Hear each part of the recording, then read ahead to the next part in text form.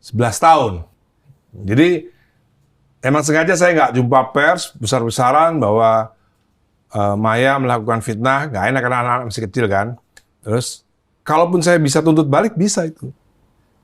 Pencemaran nama baik. Iya dong. Kalau orang yang paham hukum pasti tahu.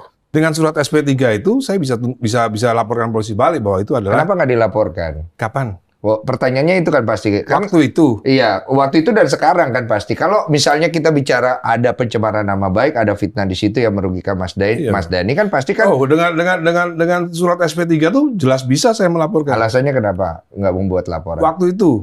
Waktu itu dan sekarang lah. Oh, sekarang saya belum kepikiran. Oke. Kalau waktu itu? Waktu itu lupa saya kenapa nggak laporin.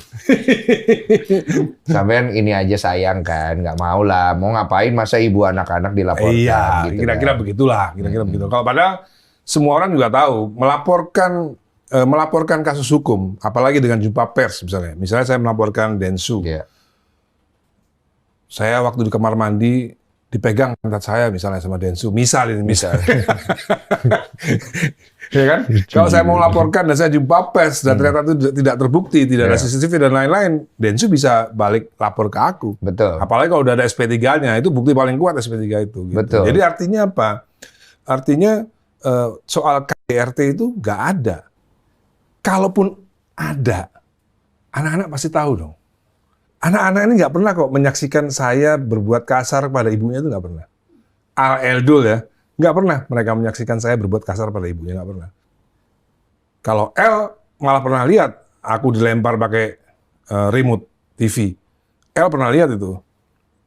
Jadi artinya gini, apa ya? Buat saya itu orang yang benar-benar paham hukum kok, tahu gitu bahwa KDRT itu ya pasti berbahaya gitu kan, itu mengandung pelanggaran hukum. Gitu. Jadi selama ini saya itu termasuk warga negara yang baik, yang nggak pernah melanggar hukum gitu. Kalaupun kemarin masuk penjara karena urusan politik, ya kan? Urusan politik itu politik murni. Baru mau saya sentil. 100% itu politik. Iya, gitu kan? baik. Saya ikut kalau gitu.